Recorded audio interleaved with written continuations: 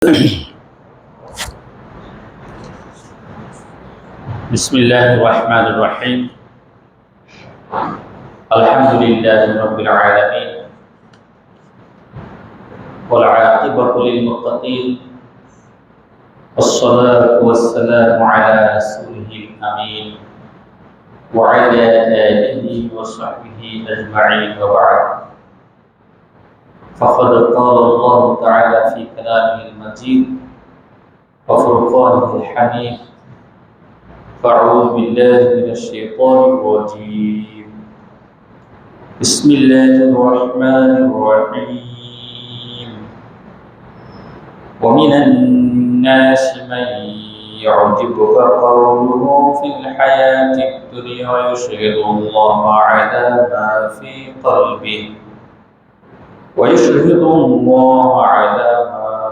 قلبه وهو ألد الخصام. وإذا تولى سعى في الأرض ليفسد فيها ويهلك الحرث والنسل والله لا يحب الفساد. وإذا قيل له اتق الله أخذته العزة بالإثم فحسبه جهنم ولبئس المهاد. وبعد. সম্মানিত হাজিরিন, আজকে আমরা এমন সময়ে বসবাস করছি, এমন বিশ্বে আমরা অবস্থান করছি যে বিশ্বকে আল্লাহ সুবহানাহু ওয়া তাআলা অত্যন্ত সুন্দর করে সাজিয়েছেন।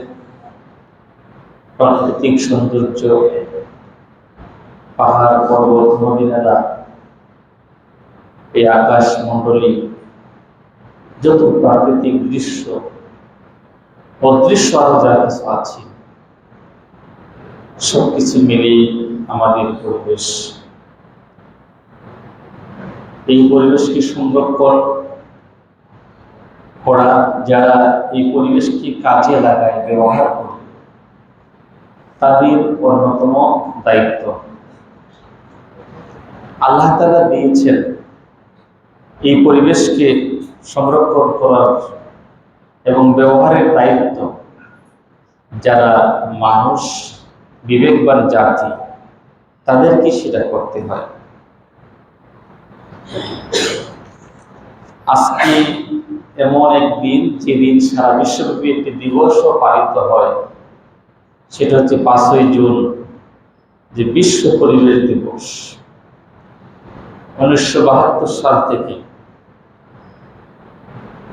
এই দিনের আন্তর্জাতিকভাবে জাতিসংঘের মাধ্যমে স্বীকৃতি লাভ করে 73 সাল থেকে গোটা বিশ্বের জাতিসংঘ যে সদস্য রাষ্ট্রগুলি আছে তারা উদযাপন করে আসছে। বর্তমানে 192টি জাতিসংঘ সদস্যভুক্ত দেশ রয়েছে, তারা এই দিবসকে আজকে পালন করছে। আজকে পরিবেশকে রক্ষা করার জন্য বিভিন্ন সংগঠন, পরিবেশবাদী সংগঠন গঠিত হয়েছে। যারা পরিবেশবাদী সংগঠন, তাদের দ্বারাই অনেক পরিবেশ বিঘ্নিত হয়।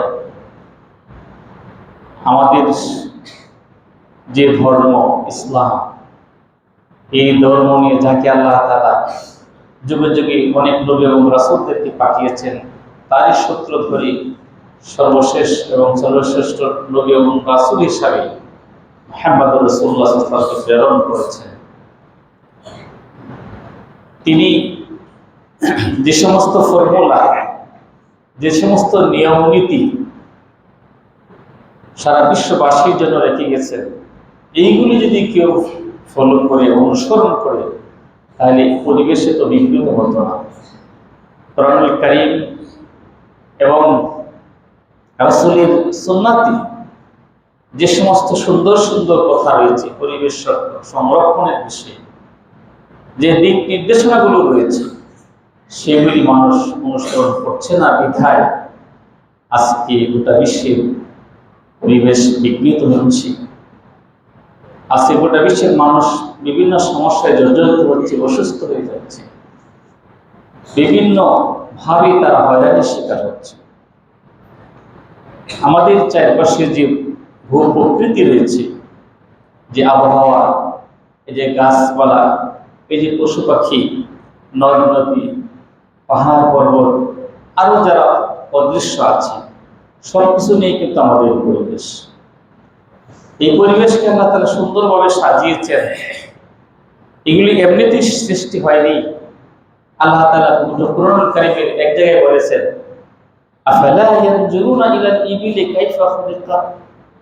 তারা কি একটু লক্ষ্য করে দেখে না, চিন্তা ভাবনা করে না ওই পুষ্টিগুলির প্রতি, যেগুলি কিভাবে আল্লাহ তাআলা সৃষ্টি করেছেন।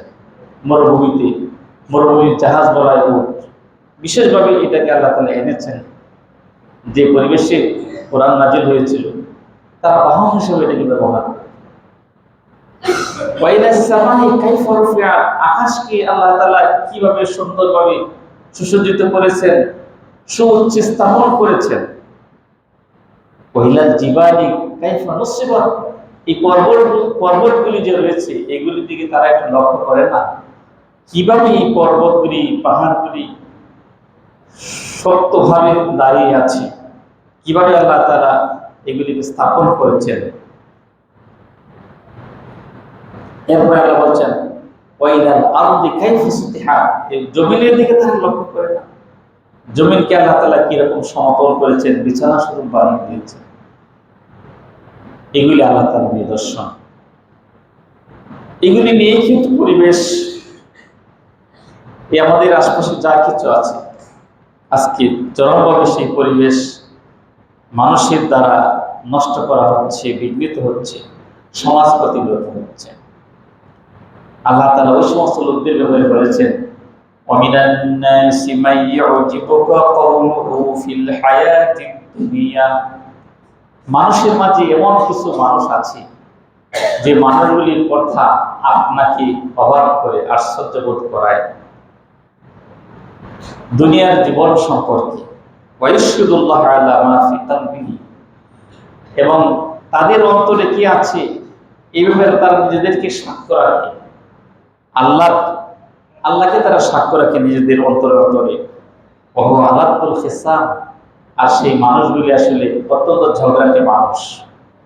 ওয়াইজা তাওয়াল্লা, যখন সে আপনার দরবার থেকে চলে যায়, সাহাফিল আরদি, পৃথিবীতে তারা বিপর্যয় সৃষ্টি করে বিভিন্নভাবে। কিভাবে বিপর্যয় সৃষ্টি করে সেটা আল্লাহ বলেছেন, লিফসিদা ফিহা সাহাফিল আরদি লিফসিদা ফিহা, পৃথিবীতে বিপর্যয় সৃষ্টি করার জন্য তারা চেষ্টা চালায়, প্রচেষ্টা করে।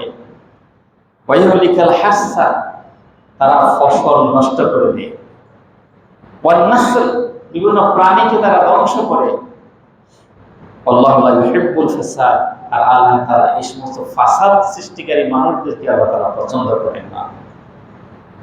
ওয়াইজা কিল্লাহু তাকিল্লাহ, যখন তাকে বলা হয় এইগুলি ক্ষতি কেন করছো, পরিবেশ কেন নষ্ট করছো, ফসলের ক্ষতি কেন করছো, এই সম্পদের ক্ষতি কেন করছো, তখন আখাযাতুল ইজ্জাতু বিল ইসমি, তাকে পাপের দিকে ধাবিত করে, তার আত্মম্বরিতা, তার অহমিকা তাকে পাপের দিকে ধাবিত করে। ফাহাসবুহু জাহান্নাম, ওই সমস্ত মানুষদের জন্য জাহান্নামই যথেষ্ট, খুবই নিকৃষ্ট ঠিকানা। বলা বিইসাল মিহাদ, এই জাহান্নাম হচ্ছে অত্যন্ত নিকৃষ্ট একটা ঠিকানা তাদের জন্য রয়েছে, যারা সমাজকে ক্ষতিগ্রস্ত করে, তারা দেশের ক্ষতি করে, যারা সম্পদ নষ্ট করে, খাল কাটে, এই বনজ সম্পদ নষ্ট করে আগুন লাগায়, সেগুলিকে বিভিন্নভাবে তারা ভোগ করার জন্য অসময়ে তারা অনেক গাছ কেটে ফেলে। এগুলি আমাদের দেশে হয়। চুরি করে রাত্রিবেলা রাস্তার গাছ কেটে ফেলে অনেক মানুষ আছে। দিনের বেলা গাছটা ছিল, রাত পরে বিশা করে ফেরা যায়, গাছটা পাওয়া যায়। বিভিন্নভাবে আমাদের পরিবেশকে নষ্ট করে। ওই সমস্ত লোকদের ব্যাপারে বলছেন আল্লাহ, তাদের ঠিকানা হচ্ছে জাহান্নাম, যেটা অত্যন্ত নিকৃষ্ট ঠিকানা। সম্মানিত হাজিরিন, এই পরিবেশ বিপর্যয়ের কি কি কারণ, সেগুলি আমরা একটু দেখি।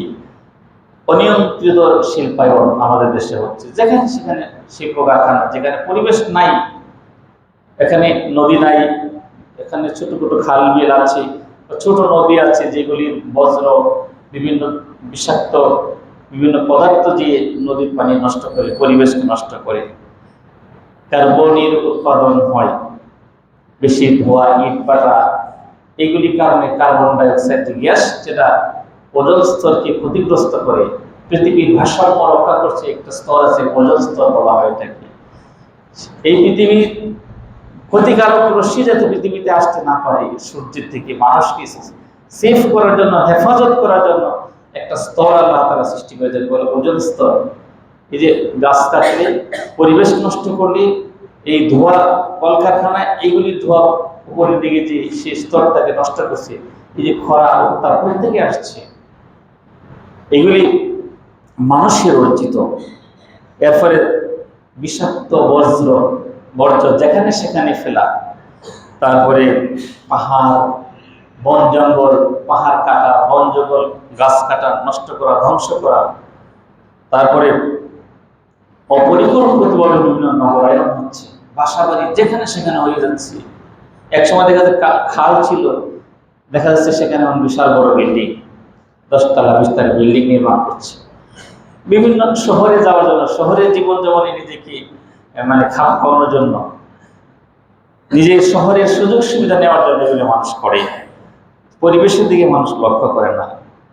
এরপরে রাসায়নিক সার কারখানাগুলি আছে এবং এগুলির ব্যবহার আছে। আমাদের এই যে আল্লাহ তাআলা আমাদের যে ফল দিয়েছে, ফল আমরা খাই, এগুলি বিভিন্ন ওষুধ দেওয়া হয়, মেডিসিন, বিভিন্ন ফল প্রাকৃতিক, যেগুলি আমরা সিজনাল আম, কাঁঠাল, সব জায়গায় আমার শুধু মেডিসিন আর মেডিসিন। এরকম রাসায়নিকের ব্যবহার আমাদের জীবনকে বিপর্যস্ত করছে, মানুষকে অসুস্থ করছে, রোগা করছে। এরপরে অপরিকল্পিত বিলাসিতা, বিলাসিতার নামে অপচয়, এগুলি আমাদের পরিবেশকে নষ্ট করে, যার কারণে যে ওজোন স্তর বলেন, সূর্যের অতিবেগুনি রশ্মি, এগুলি এই পৃথিবীতে এসে পড়ছে, আমাদের পরিবেশকে নষ্ট করছে, পৃথিবীর দিকে ধেয়ে আসছে, যার কারণে ক্যান্সার, বিভিন্ন ক্যান্সারের মতো রোগ, তারপরে তাপমাত্রা, যেভাবে গত বছর যা তাপমাত্রা, এবার যেন আরো বেশি। এগুলি কি জন্য হচ্ছে? এই পরিবেশ সংরক্ষণ হচ্ছে না আমাদের। এগুলি বরফ বলতেছে, ভূমিকম্প হচ্ছে, বজ্রপাত বেশি করে হচ্ছে, এগুলি কারণে। সুনামি, সাইক্লোন, যাই বলেন, ঘূর্ণিঝড়, এই পরিবেশ, এই যে বজ্রপাত মানুষের গায়ে পড়ছে, যদি বড় বড় গাছ থাকতো সেগুলো গাছের উপর পড়ার কথা, তাহলে জনপদ এগুলি নষ্ট হতো না। এই বছর দেখলাম বজ্রপাতের রেকর্ড সৃষ্টি করছে বাংলাদেশকে মারা যাওয়ার দিক থেকে। এগুলি কিন্তু হচ্ছে পরিবেশকে সংরক্ষণ না করার কারণে। এই জন্য আল্লাহ বলছেন, জহরাল ফাসাদু ফিল বাররি ওয়াল বাহর বিমা কাসাবাত আইদিন নাস, জলে স্থলে যত বিপর্যয় সৃষ্টি হয়েছে, কি জন্য? বিমা কাসাবাত আইদিন নাস, এগুলি মানুষের উপার্জিত, মানুষের উপার্জনের ফল, এগুলি রেজাল্ট। আজকে মানুষ এগুলি করছে, অন্যায়, অনাচার, অবিচার, জুলুম, এই সমস্ত কারণে জলস্থলে এই বিপর্যয়গুলি আসছে। এখন আমাদের দায়িত্ব কি? এই পরিবেশ যে এইভাবে বিঘ্নিত হচ্ছে, আমরা কি করতে পারি? আল্লাহ রাসূলের সুন্নাত কি বলে? আল্লাহ রাসূল সাল্লাল্লাহু আলাইহি ওয়াসাল্লাম বলেছেন, মান আকালা তাইয়িবান ওয়া আমিলা ফি সুন্নাতিন, যে ব্যক্তি পবিত্র খাবার আহার গ্রহণ করে এবং সুন্নত অনুযায়ী, রাসূলের তরিকা অনুযায়ী জীবন যাপন করে, ও আমিনান নাসু বাওয়াইকাহু, এবং মানুষ তার অন্যায় অনাচার থেকে নিরাপদ থাকে, যে ব্যক্তি থেকে মানুষ আমানত নিরাপত্তার ভিতরে থাকে, মানুষের আক্রমণ থেকে, অত্যাচার থেকে, আল্লাহ রাসূল বলছেন, দাখালাল জান্নাহ, এই লোকটা জান্নাতে প্রবেশ করে।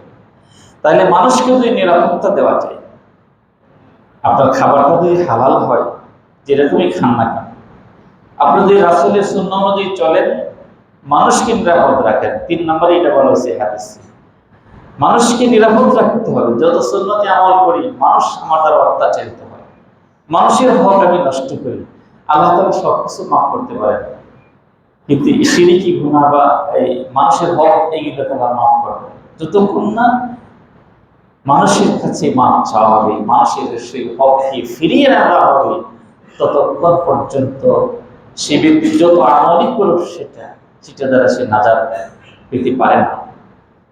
অন্য হাদিসে বলেছেন, আল্লাহ রাসূল বলেছেন, আল্লাহ কসম করে বলেছেন রাসূল, লা ইউমিনু, আল্লাহু লা ইউমিনু, আল্লাহর কসম, ততক্ষণ পর্যন্ত কোনো ব্যক্তি মুমিন হতে পারবে না। ডাবল করে বলেছেন, ততক্ষণ পর্যন্ত কোনো ব্যক্তি মুমিন হতে পারে না। কিলা ওমান ইয়া রাসূলুল্লাহ, সাহাবায়ে কেরামদের মধ্য থেকে একজন জিজ্ঞেস করলেন, হে রাসূল, ওই সমস্ত লোকগুলি কারা? আল্লাহ রাসূল বললেন যে আল্লাযী লা ইয়ামানু জারুহু বাওয়াইতাহু, যে ব্যক্তির অনাচার থেকে, অত্যাচার থেকে, নিপীড়ন থেকে তার প্রতিবেশী নিরাপদে না, সেই ব্যক্তি কখনো মুমিন হতে পারে না। সম্মানিত হাজরিন, আমাদের দায়িত্ব হচ্ছে পরিবেশকে সংরক্ষণ করা, মানুষকে শান্তি দেওয়া, মানুষকে কষ্ট দেওয়া থেকে বিরত থাকা। রাসূল বলেছেন, বাইনামা রাজুলুন ইয়ামশি বিতারিকিন, একজন লোক রাস্তা দিয়ে হেঁটে যাচ্ছিল, ওয়াজাদা গুসনা শাওকিন, একটা গাছের কাঁটা পেল, সে ডাল পেল, গুসনা শাওকিন, কাঁটাযুক্ত একটা গাছের ডাল রাস্তার মধ্যে পেল, আলা তারিকি ফাআখতারাহু, সেইটাকে রাস্তা থেকে সরিয়ে দিল। ফাশাকারাল্লাহ, আল্লাহ তার উপর খুশি হয়ে গেলেন, রাজি হয়ে গেলেন। ফাগাফারা লাহু, তাকে আল্লাহ তাআলা ক্ষমা করে দিলেন। এক ব্যক্তি সম্পর্কে আল্লাহ রাসূল ভবিষ্যৎবাণী করছেন, এই যে ব্যক্তি কষ্টদায়ক জিনিস রাস্তা থেকে দূর করে, এটা ইমানের অঙ্গ বলা হয়েছে। সুতরাং আমি তো কষ্টদায়ক জিনিস দূর করবো, দূরে থাক, আমার দ্বারা আরো কষ্টদায়ক জিনিস রাস্তা দ্বারা রাখা হয় বিভিন্নভাবে, আমরা এই কাজগুলি করি। এই যে কয়েকদিন আগে কোরবানি মৌসুম গেল, এখনো অনেক জায়গা আছে, রাস্তা আছে যেখানে নাকে হাত দিয়ে, নাক বন্ধ করে হাঁটতে হয়, এগুলি আমরা করি। এই রাস্তার মাঝে যেখানে সেখানে আমরা বর্জ্য আবর্জনা ফেলে রেখি, রক্তগুলি ভালো করে আমরা ঢাকি না, তার উচ্ছিষ্টগুলি আছে সেগুলি আমরা ভালো করে ঢেকে রাখি না যেভাবে রাখা দরকার, এগুলি আমাদের দ্বারা হয়। এখন এই পরিবেশ সংরক্ষণের উপায় কি, বা কিভাবে পরিবেশ সংরক্ষণ করতে পারি? পরিবেশ সংরক্ষণের ব্যাপারে ইসলাম অনেক গুরুত্ব যেমন দিয়েছে, তেমনি ভাবে তার উপায়গুলি বলে দিয়েছে। ইভেন রাসূলুল্লাহ সাল্লাল্লাহু আলাইহি ওয়াসাল্লাম যুদ্ধের ময়দানেও পরিবেশ সংরক্ষণের ব্যাপারে তিনি গুরুত্ব দিয়েছেন। তিনি তার সাহাবীদেরকে বলেছেন, কোন অঞ্চল যখন তোমরা বিজয় লাভ করবে, তোমাদের শত্রু বাহিনীর যে সম্পদ আছে, গাছপালা আছে, পশু পাখি আছে, এগুলিকে তোমরা নষ্ট করতে পারবে না। তাহলে যে নবী মুহাম্মদ সাল্লাল্লাহু আলাইহি ওয়াসাল্লাম যুদ্ধের ময়দানেও প্রতিহিংসা চরিতার্থ করার জন্য শত্রু বাহিনীর গাছপালা নষ্ট করে দেবে, বাড়িঘর জ্বালিয়ে দেবে, সে এলাকার পশু বা চতুষ্পদ যতগুলি আছে সেগুলিকে তারা হত্যা করবে, নষ্ট করবে, এইটা পর্যন্ত রাসূল নিষেধ করেছেন। তাহলে রাসূল পরিবেশ সংরক্ষণের ব্যাপারে কতটুকু তিনি যত্নবান ছিলেন, তিনি কতটুকু বিরক্ত দিয়েছেন পরিবেশ সংরক্ষণের ব্যাপারে। রাসূলুল্লাহ সাল্লাল্লাহু আলাইহি ওয়াসাল্লাম বলেছেন, এই যে পরিবেশ সংরক্ষণের ব্যাপারে বৃক্ষরোপণ, এটা একটা বিশাল দায়িত্ব।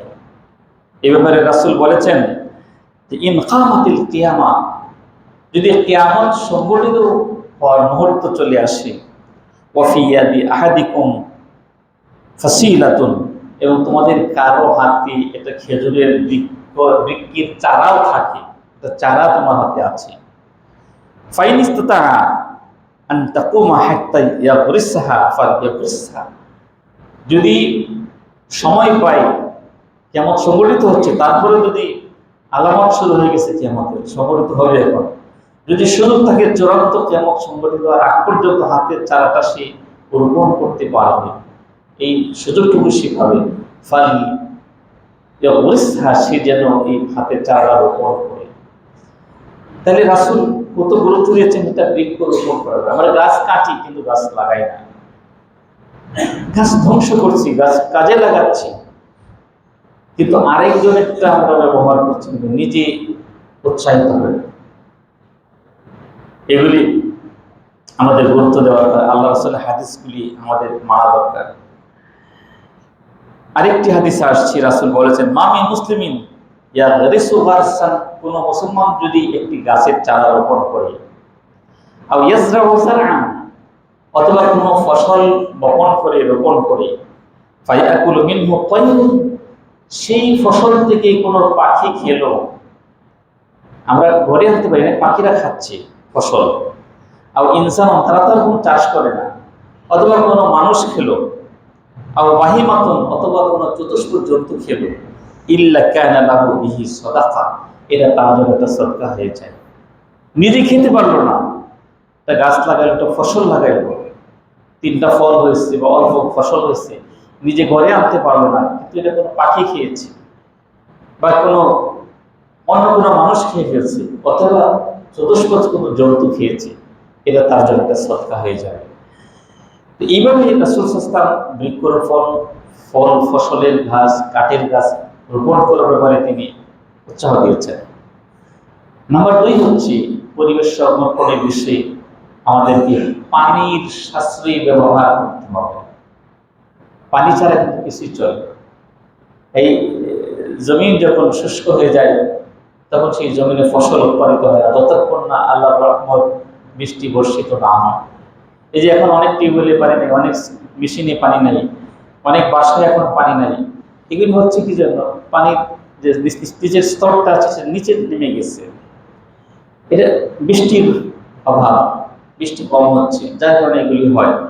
তাহলে পানির অনেক প্রয়োজন। পানির জন্য যুদ্ধ হয়েছে, যুদ্ধ এখনো হচ্ছে, বিভিন্ন নদী, খাল, বিভিন্ন সাগর, এগুলি দখল নিয়ে আন্তর্জাতিক সীমা রেখা রয়েছে, সেগুলি দখল নেওয়ার জন্য বিভিন্ন চেষ্টা করা হচ্ছে। পরাশক্তিগুলি তাদের দখলে সেগুলি রেখেছে। এই যে ইরান যুদ্ধ শুরু হয়েছে, যে হরমুজ প্রণালী, সেটা তারা মানে নিয়ন্ত্রণে রেখেছে, সারা বিশ্ব বেকায়দা হয়েছে, হুবহু করে তেলের দাম বেড়ে গেছে, বিভিন্ন জিনিসপত্রের দাম বেড়ে গেছে। তাহলে পানির ব্যবহার যে কত জরুরি জিনিস, পানি ছাড়া রান্না করা যায় না, গোসল করা যায় না, পবিত্রতা অর্জন করা যায় না, কত জরুরি জিনিস। সেই পানির যে আমরা ব্যবহার করছি, আল্লাহ তাআলা দিয়েছেন, অপচয় আমরা করছি। আমি লক্ষ্য করি যখন আমরা ওযু করতে যাই, কালকেও দেখলাম টেপ সবচেয়ে জোরে ছেড়ে দেওয়া হলো, জোরে করে অনেক বেশি স্পিড দিয়ে টেপটা ছেড়ে দেওয়া হলো, গল্প করছে, ওযু করছে, বা আস্তে আস্তে করে বিভিন্ন ওযুগুলি চারটার সময় কম নিলেও পারেন। কিন্তু আমি গতকালকে একটা ঘটনা বলছি, এরকম অনেক করতে দেখেছি। মাথা নষ্ট করছে অনেক সময় নিয়ে একটু হাতে রেখে, কিন্তু আমি এই গতকালকে জনকম্পকে আমি নিজে উদ্বুদ্ধ হয়েছিলাম, আমি বন্ধ করে মাথা নষ্ট করবো, তাই করেছি, টেপটা বন্ধ করে তারপরে মাথা নষ্ট করেছি। এগুলি অনুভূতির বিষয়, এগুলিতে আমাদের শিক্ষা গ্রহণ করতে হবে। আল্লাহ রাসূল নিষেধ করেছেন যে পানির যে আমরা ব্যবহার করছি, সেই পানি যাতে আমাদের দ্বারা অপব্যবহার না হয়। ওযু, গোসল, টয়লেট থেকে শুরু করে সকল ক্ষেত্রে তিনি পানির, কোরআনে আল্লাহ বলছেন ওয়ালা তুসরিফু ইন্নাহু লা ইউহিব্বুল মুসরিফিন, তোমরা অপচয় করো না, আল্লাহ তাআলা অপচয়কারীদের পছন্দ করেন না।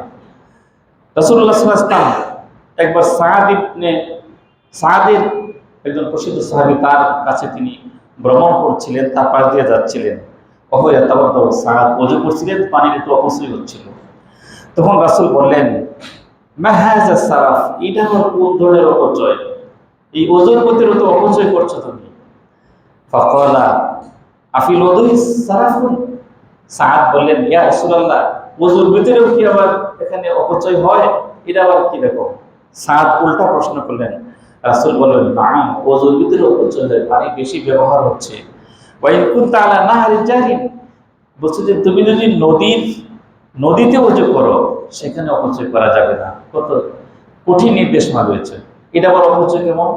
আপনার 3 বার ধুইলে যথেষ্ট, আপনার বারবার শুধু ধুয়েই যাচ্ছেন, এটা আপনার সময়ের অপচয় করছেন, আপনি এটাও পানির অপচয় এক ধরনের।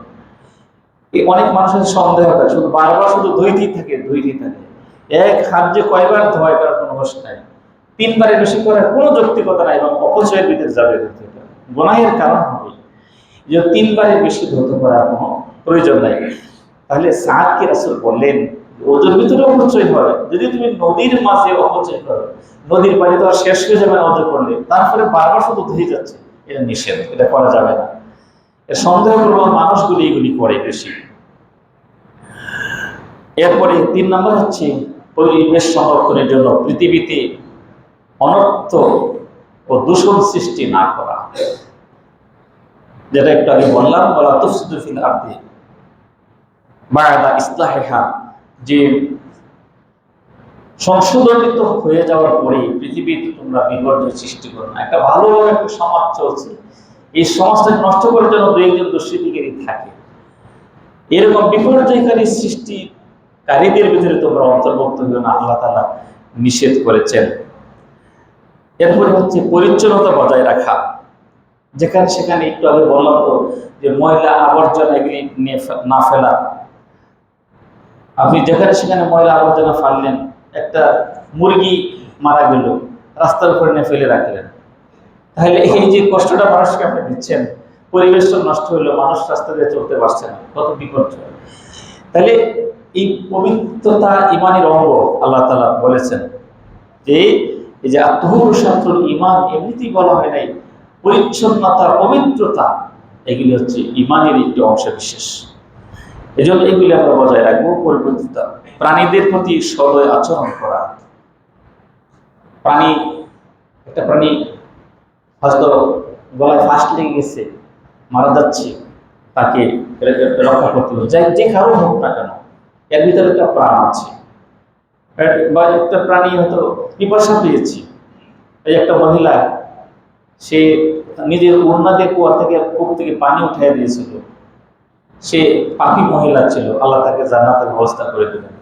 এই জন্য কোনো প্রাণীকে কষ্ট না দেওয়া, নিজের অধীনে আছে প্রাণী, খাবার দিচ্ছে না ঠিকভাবে, পানি দিচ্ছেন না, শুকিয়ে একদম হাড়টি বের হয়ে গেছে, এগুলি করতে আল্লাহ রাসূল নিষেধ করেছেন। রাসূল বলেছেন, ফি কুল্লি কাবাদি ওয়াতাবাতিন আজরুন, প্রত্যেকটা সতেজ প্রাণকে রক্ষা করা, এটার জন্য সওয়াব রয়েছে। এদিকে আমাদের খেয়াল রাখতে হবে। এরপরে প্রাকৃতিক ভারসাম্য রক্ষা করা।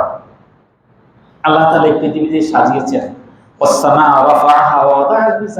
আল্লাহ তাআলা আকাশকে উপরে উঠিয়েছেন এবং তার ভারসাম্য তিনি স্থাপন করেছেন। শুধু আকাশকে উপরে উঠে ছেড়ে দেন না, আকাশ আমাদের মাথার উপর ফেলে দেওয়ার ব্যবস্থা করেন, তার একটা ভারসাম্য তিনি রক্ষা করেছেন। এবং আল্লাহ তাতকাফিল মিজান, আল্লাহ যে ভারসাম্য করে পৃথিবীতে সাজিয়েছেন, সুতরাং গাছ কেটে, পাহাড় কেটে, বন কেটে, নদী ভরাট করে তোমার এই প্রাকৃতিক ভারসাম্যকে তোমরা ভারসাম্যহীন করে ফেলো, তোমরা নষ্ট করে ফেলো না। আজকে নদীগুলি ভরাট করা হচ্ছে, জলাবদ্ধতা হচ্ছে, খাল ভরাট করা হচ্ছে, পাহাড় কাটা হচ্ছে, বন জঙ্গল কাটা হচ্ছে, এগুলির মাধ্যমে বিভিন্ন প্রাণীকে হত্যা করা হচ্ছে, জঙ্গলে অবৈধ শিকারী সেগুলি করছে। এই সমস্ত কারণে আজকে বিপর্যয় সৃষ্টি হচ্ছে। এই জন্য প্রাকৃতিক ভারসাম্য রক্ষা করা, যেভাবে আল্লাহ তাআলা ভারসাম্য করে পৃথিবীকে সাজিয়েছেন, সেই ভারসাম্য যদি আমরা রক্ষা করতে না পারি, তাহলে পরিবেশ নষ্ট হবে, বিঘ্নিত হবে।